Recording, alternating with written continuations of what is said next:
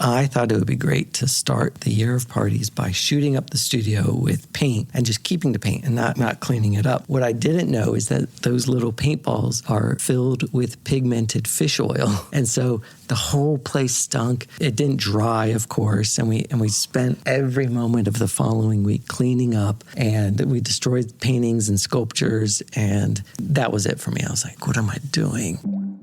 I'm Justin Jay. As a photographer, I've gotten to shoot rock stars, hip-hop moguls, world-class athletes, and some other truly extraordinary subjects. I'm fascinated by the backstories and life experiences that help shape these compelling people. The right photograph can reveal quite a lot about someone, but some stories can't be told with just a picture. Sometimes you need to sit down, listen, and dig a little deeper. This is The Plug.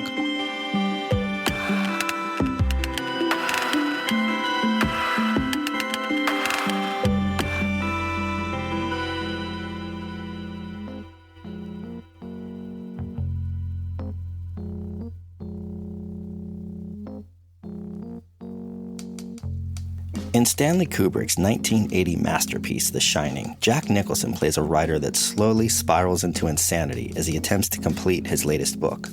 He's incapacitated with writer's block. The creative process can be mysterious and ethereal. Sometimes the inspiration just won't flow.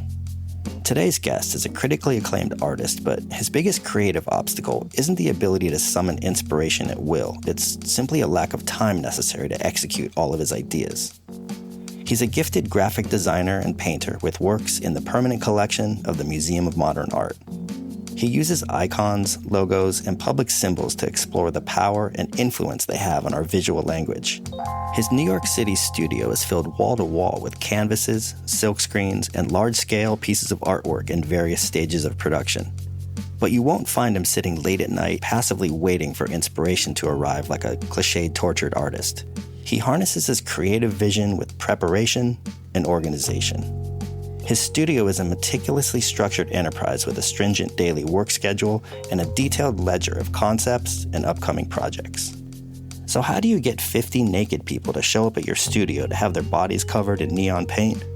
We'll find out as we sit down for a conversation with this prolific multi-medium creator. Today, painter, designer, sculptor, and the host who threw 50 conceptual art parties in 50 weeks in his Manhattan loft, Mr. Ryan McGINNESS. We're rolling. Okay, Ryan McGINNES, good to see you, man. Third time's a charm, I think. I'm so sorry about those technical problems. No, I think it's just it's a sign of the times, and I'm so happy that we're able to actually record this one in person. We're here in your studio in New York City, and it looks kind of like a peek behind the curtain of like a mad creative process, but something tells me there's a very tight organization behind all this. Oh, there is. I mean, there's an order and a structure and a system in place in order to allow, the work to be very chaotic. And do you have a set schedule in terms of when you paint and when you organize? Talk to me about your average week. Yeah, in general, we work 10 a.m. to 6 p.m. every day. And beyond that, for instance, this week we started a night shift, and that night shift is just a few hours, 6:30 to 9:30. So there's just a little bit of room in there for dinner. And when you say we, how big of a staff do you have? Oh, it's really just me and one or two other people painting at a time, and I need those extra hands because my process is very convoluted. Backing up to even to the point where actually making paintings. There's a sketch and a drawing process, and then a technical drawing process with making digital files, and then we make film, and then with the film, we burn the screens, and then once we have all the screens, we're ready to start collaging those images together and paint to make the paintings. But even the painting process involves washing out those screens in between each use, and, the way I silk screen, I don't screen images for multiple reproduction. I might use the screen once and then it gets washed out, has to dry. In the meantime, we're working on other paintings with other screens at the same time. So I'm working on multiple paintings in parallel. But to keep all of that work flowing, I need another set of hands to help me move things around and wash screens and dry screens and get paint ready. And is there a painting version of writer's block? Like, do you ever, you have a set schedule, you come in, you're like, okay, I'm going to paint today, and then you sit down and nothing comes? Oh gosh, no. I'm backlogged. I feel like I'm always catching up to myself, and I'm probably, at my worst, I'm 5 years behind, and the best I've ever caught up to myself is to be about 10 months behind. But my goal eventually is to catch up to myself and make work in real time, so to speak. So what I mean by that is I'm always writing down different ideas and different sketches and phrases and ideas for paintings, basically, or ideas that could be included in paintings, whether they be type or just how to render something in paint or actual images. I'm always catching all of those ideas in sketchbooks, which again are very systematically designed. They're all the same size, same number of pages, and I go in order. I don't have multiple sketchbooks. I have one at a time, and they're just saturated with ideas. I'm not sure I'll ever really catch up to myself. So it sounds like the challenge is not being able to come up with ideas. It's being able to execute and finish them, and you do that in order, it sounds like. And to find the time, really, blocks of time. I really need 3 to 6 hours in a row, uninterrupted, to be very productive. Anything other than that is just too choppy and fragmented. So when we spoke before, you mentioned you have a couple shows coming up. I definitely want to give you a chance to plug those in a sec. But you mentioned that the work's going to be very narrative based, and I know a lot of artists kind of put a lot of cues and little puzzles in their work, and sometimes to the uninitiated, it almost comes off as like a joke that they just aren't part of, or that it can be a little alienating. I've always found your work to be very approachable and kind of inclusive on many levels. So, like, how obvious is that narrative going to be? Talk to me about what that work is. Sure, yeah. And when I say narrative, I also really mean pictorial. So I'm fortunate to have you as someone who is familiar with what I've done, which, as you know, is to make many different individual icons and pictures, kind of symbols, right? And then I collage those together in what has resulted in non-narrative work, and certainly non-linear work, and also work that is very interpretive. And it's never been my intention to tell a story with all of those ingredients. So now I'm shifting toward wanting to tell a story and wanting to communicate a narrative through addressing the whole picture plane as the area to make a picture, a singular picture, and then build off of that. And so that's very new to me. And I guess to answer your question, like how almost literal or how legible will that be? I guess we'll see. Well, what's the theme? Like, let's start there. Yeah. So for this next show that I'm working on in the fall, which will be here in New York at Miles McHenry Gallery, this will be my second show there.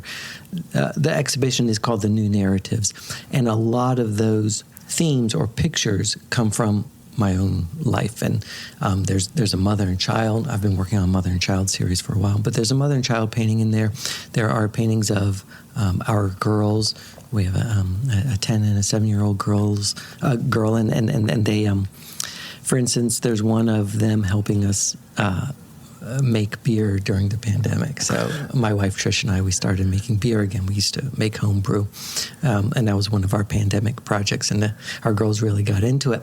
And one of my paintings is based on multiple snapshots of me, of me having taken of them while making beer. For instance, there's another casual snapshot that I used as the basis for another painting of our younger daughter eating spaghetti in a very exaggerated pose, and that is the spaghetti eater, and I'm working on that painting. So they're very from personal life, I guess, and family life, and of our daughters. So, it seems to me that the medium of photography has never been fully embraced by the fine art world in the same sense that a lot of the other mediums have, whether it's sculpture or painting. And that might have to do with the fact that it's a relatively new medium. But it also, I think, might have to do with the fact that with a photographer, you always have a negative for your work. So it gives you the ability to kind of, in an unlimited way, replicate that work basically forever. That's a very different experience than what you do. And I'm wondering, as somebody who puts so much time and effort and thought into creating these pieces, is there ever a kind of conflict between the thrill of selling a piece or selling out a show and the kind of separation anxiety of like, I don't have this piece in my possession anymore? Like, you kind of have to say goodbye to something that means so much to you? Like, talk to me about that. It's funny because I actually use photography. I work with a professional photographer to take very good photos of the paintings before they leave the studio. So nothing leaves the studio before I have a good documentation of it. And I often reference those photos. And so I feel like I still have at least very good reproductions of the work that I can go back and look at and reference. And I'll actually print some of those out and I'll work back on top of them, and it will inform what I do next.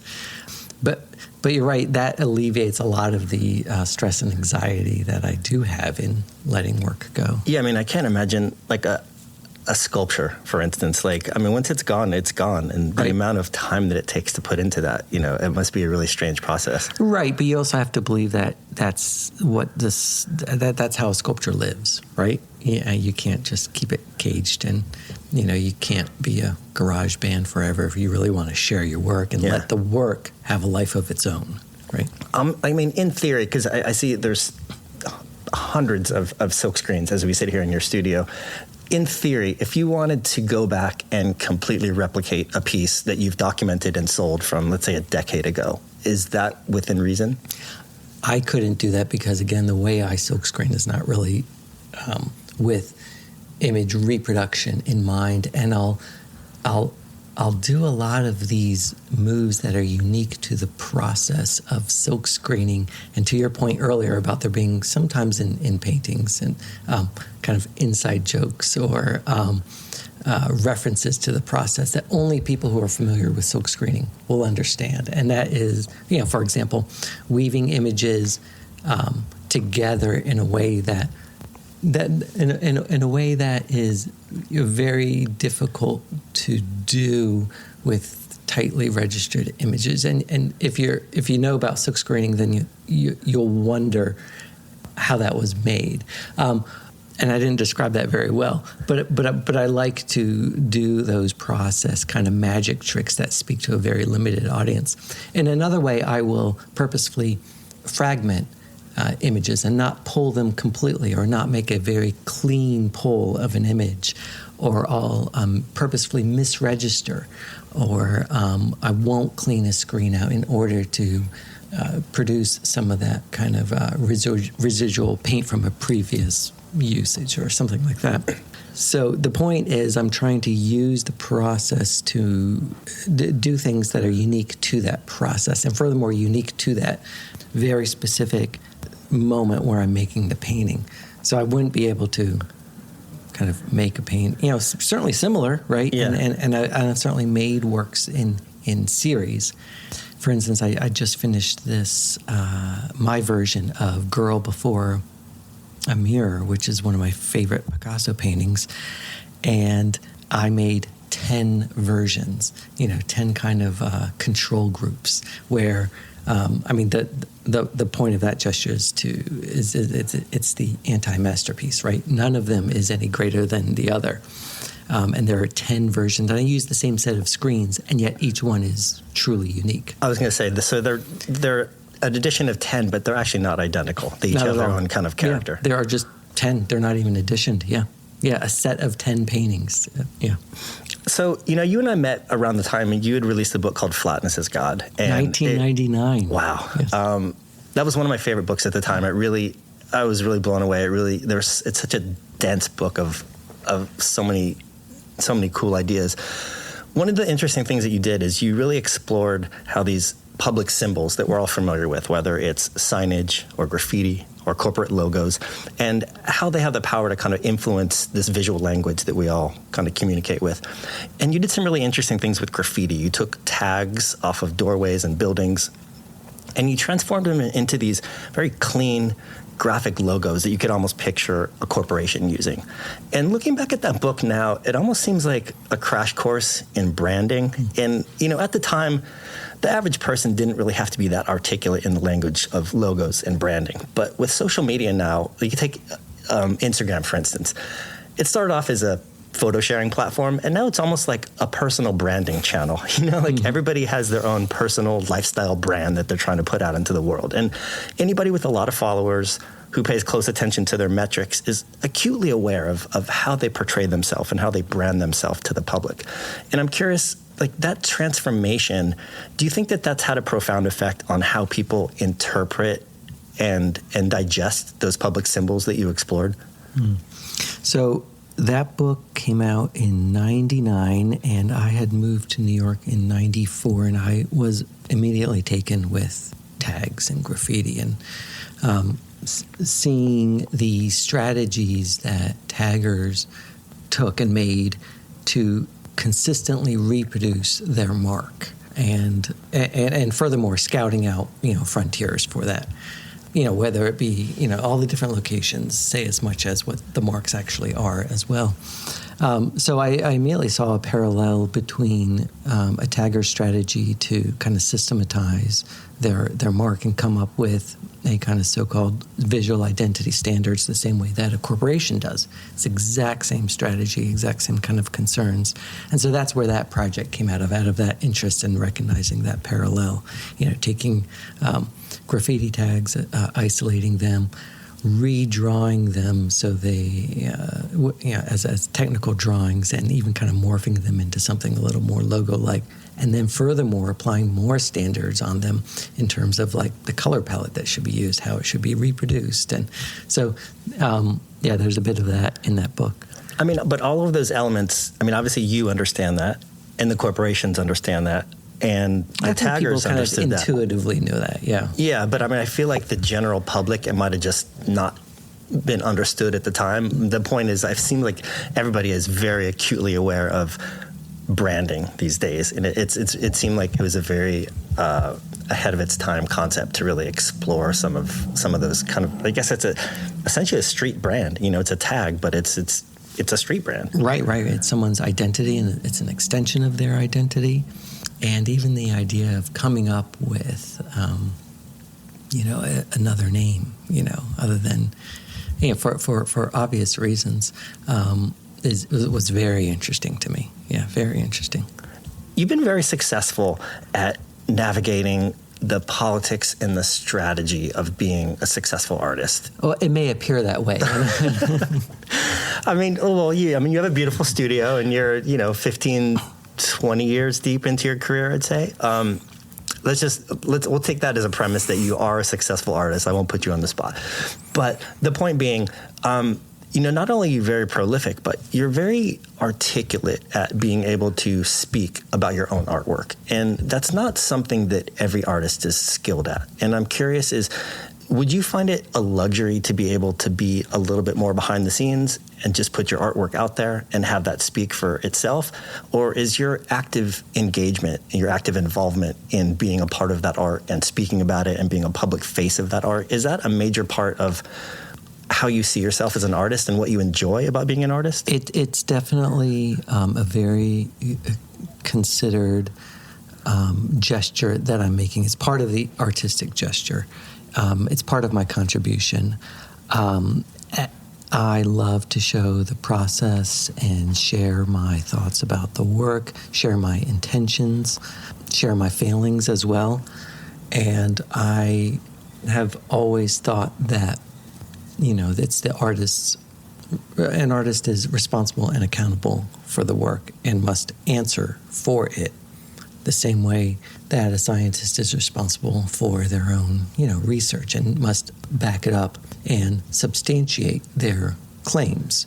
If I'm going to make an assertion, with a painting, I'm going to almost prove it the same way that you would prove a solution in math or calculus, for instance.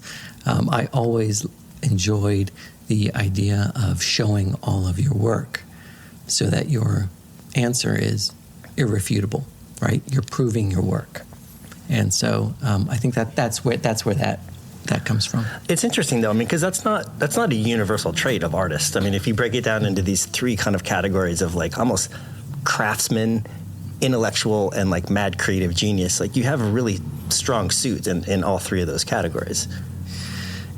I mean, that's just me, and you're right. I think a lot of artists benefit from not making assertions. I mean, certainly when you stake any kind of claim, then you're opening yourself up to criticism. And one of the things I find so intriguing and stimulating and beautiful about art is that it is, I mean, a lot of the magic comes from it not being frozen, right? It's always fluid and open to interpretation and poetic, and not, it's premised on asking questions, not providing answers. And mind you, I come from a design background. I studied graphic design primarily, and design is premised on communicating, right? And the burden of that communication really being on the creator.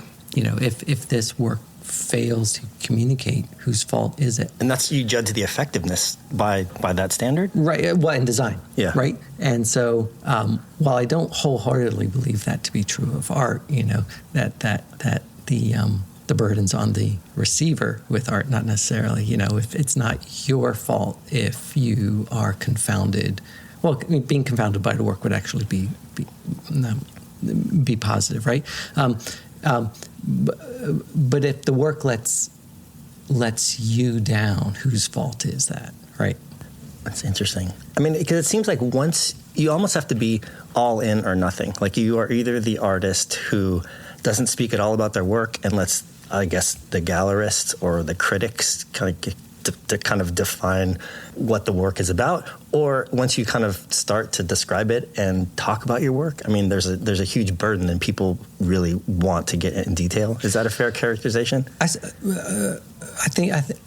don't know if that's entirely true or not, but I have found that people do appreciate more information in order to inform their appreciation of the work. And again, I'm not saying that this is what the work is, so-called about, but here's any insight I could possibly provide, I'm happy to. I want to talk about the relationship between an artist and the gallery that represents them. First off, is there a difference between an art dealer and a gallery owner? Is that a big distinction? The owner of the business can have dealers on staff, for example. Yeah. And there is a difference between a dealer, for instance, and a broker. A lot of gallerists are primarily brokers. They're brokering deals, and then the artist pays them without commission.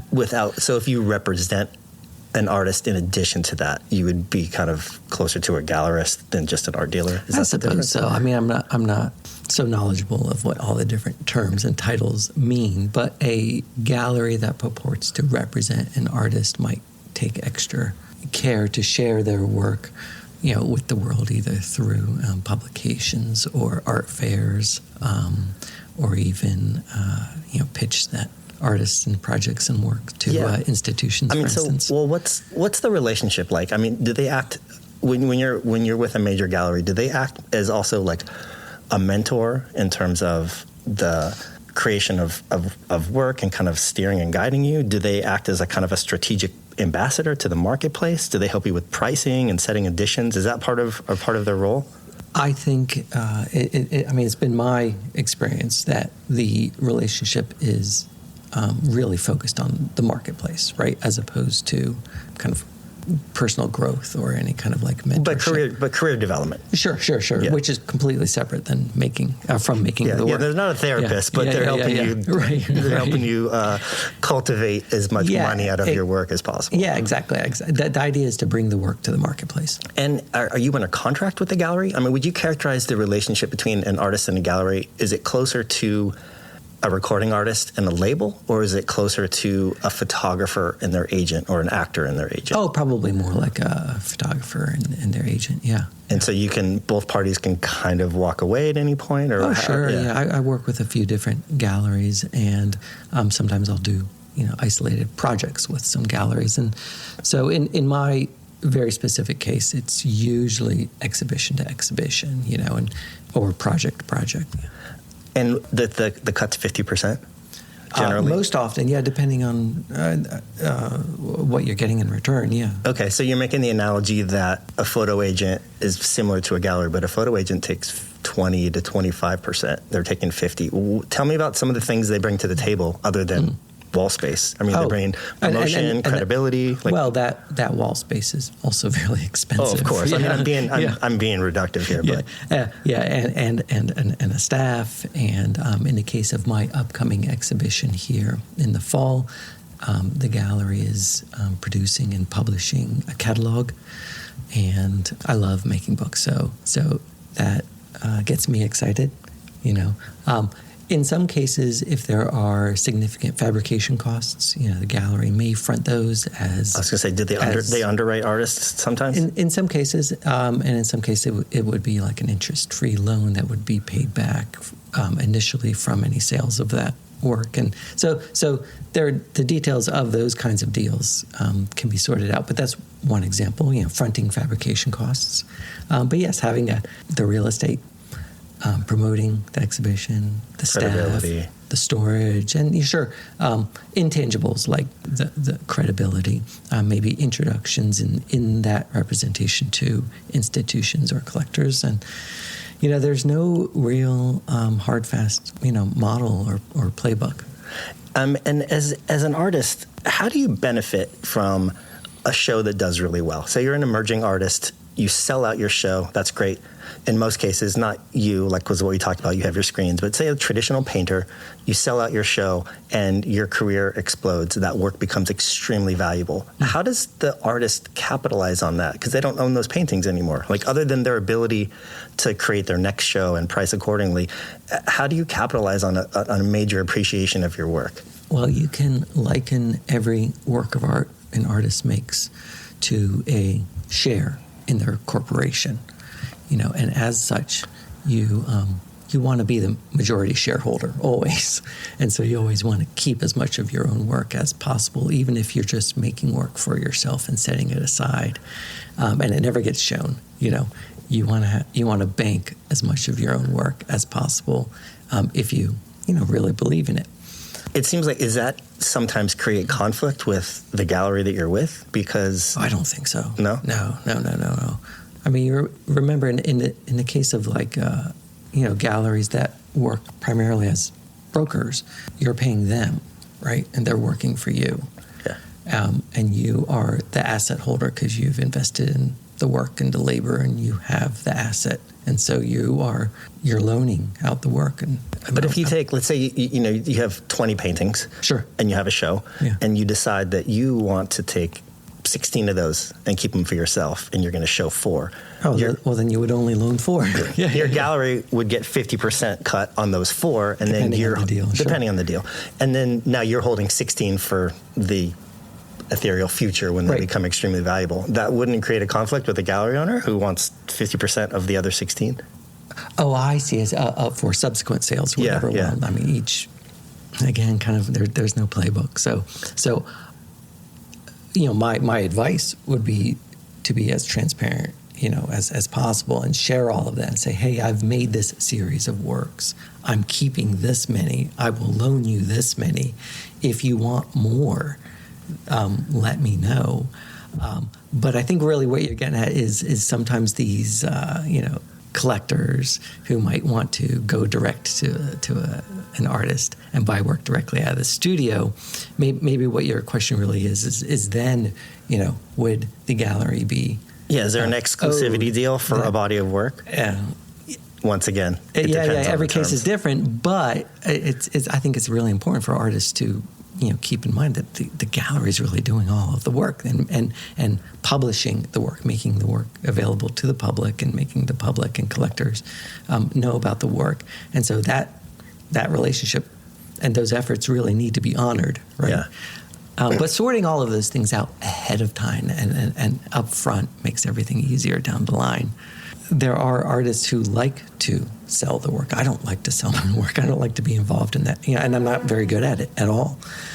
So I love working with brokers and dealers and galleries. It's a separate skill set, and they handle it really is. Yeah. And do they help you set your edition sizes? Is that something that they're involved in? Well, in the case of working with like a print edition, publisher, yes. And so I've worked with like Pace Prints and Lower East Side Print Shop and Edition Copenhagen, and we will always set the edition side before we start with the project.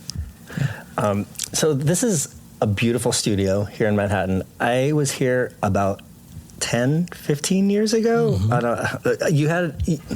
You did an amazing project called 50 Parties, and you put a book out. You did 50 parties in 50 weeks, and they were really outlandish themed parties. There was like an autopsy party, there was a drugs party, there was a naked party, there was a golf party, and I went to a few of them, and you went all out. I mean, it was a real production to put these together. That project got out of control. This was 2009 into 2010, and the idea was to do a different party, one a week, a different theme, a different concept, and to dedicate 3 days to that. And the other days we would be painting and operating the studio normally, and it just overtook. It was a full-time job. Yeah, how many parties in until you realized that, oh shit, this is going to be my life for the next 45 weeks or whatever? Like 2. So 48 weeks. Yeah. Well, so we had Party 00, which was called Practice Party.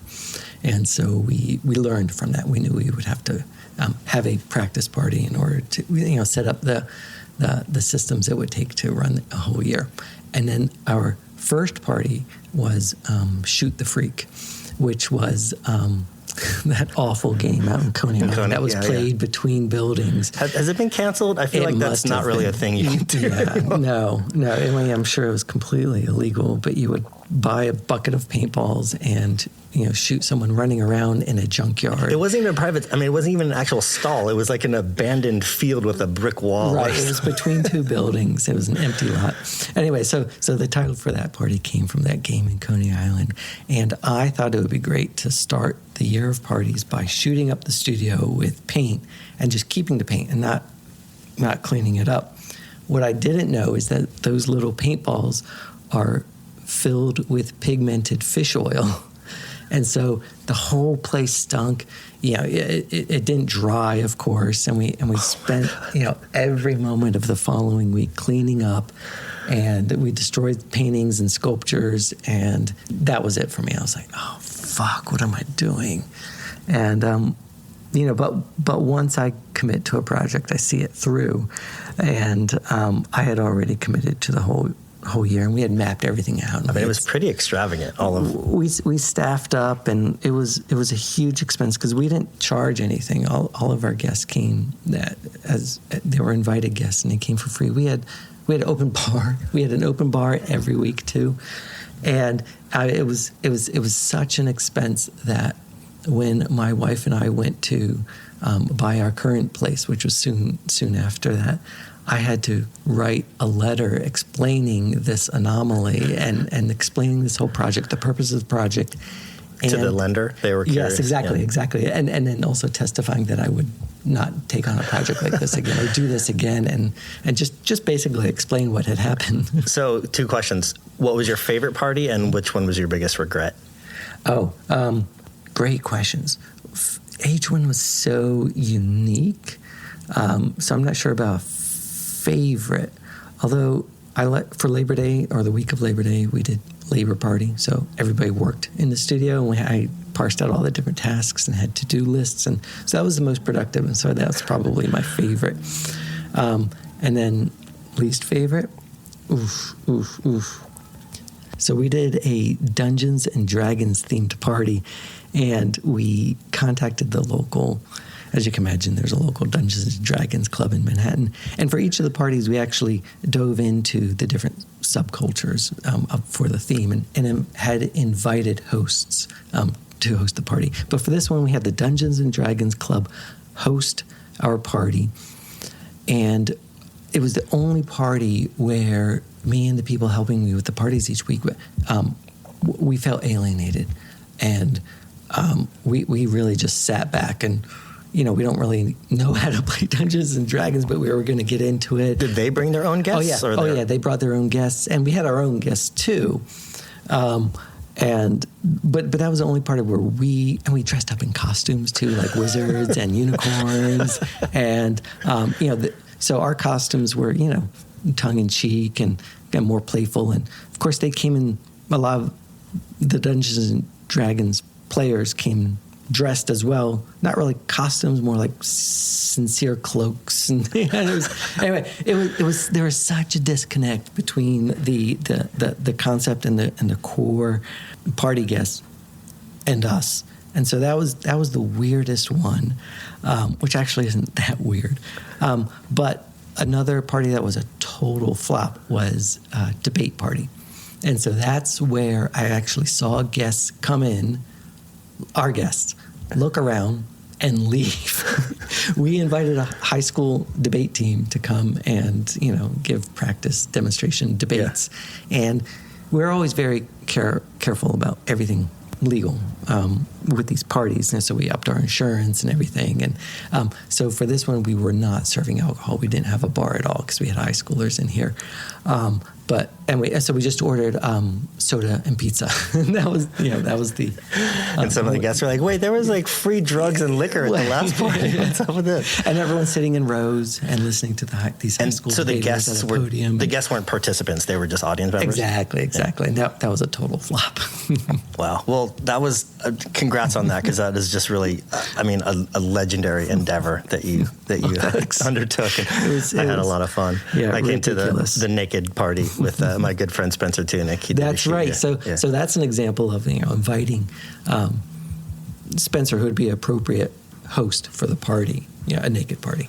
And I was actually helping him out, so I was not naked, and neither was he. And the people were very kind of antagonistic in a way. I'm like, listen, I've seen plenty of. I'm not here to gawk at you. Please, I'm helping out my friend. Yeah.